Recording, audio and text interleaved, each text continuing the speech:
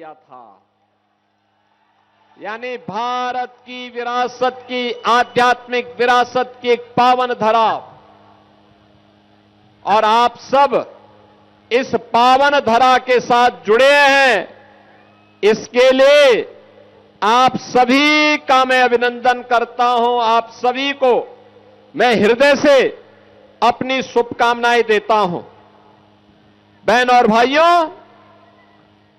जब हम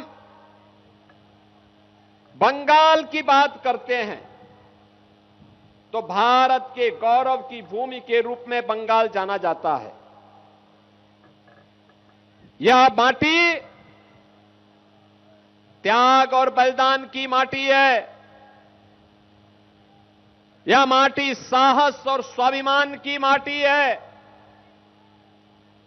भारत के अध्यात्म और भारत की देशभक्ति की माटी है।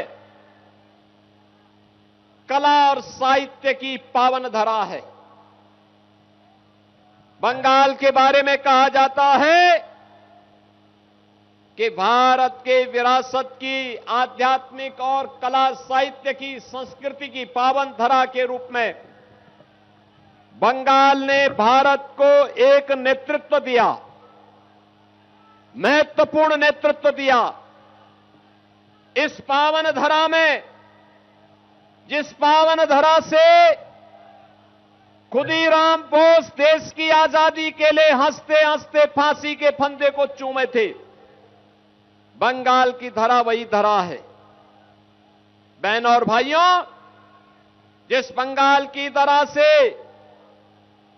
देश की आजादी का प्रथम स्वातंत्र समर की चिंगारी निकली थी, वह बैरकपुर भी बंगाल में है। ये बंगाल की धरा जिसने क्रांतिकारी थे, स्वतंत्रता संग्राम सेनानी थे, आध्यात्मिक विभूतियों को दिया, और जिस पावन धरा ने एक से एक बढ़कर के वैज्ञानिक और शिक्षाविद भारत को दिए। याद करिए, स्वतंत्र भारत को राष्ट्रगान और राष्ट्रगीत देने वाली पावन धरा बंगाल की ही धरा है। जो बंगाल भारत को पहचान दी है। बहन और भाइयों, जो बंगाल कभी भारत की कल्चरल कैपिटल के रूप में जानी जाती थी, जो नवलद्वीप भारत का नॉलेज सिटी के रूप में जाना जाता था, जो बंगाल कभी भारत की इकोनॉमी का ग्रोथ इंजन था, आज वो बंगाल अपनी पहचान के लिए मोहताज है।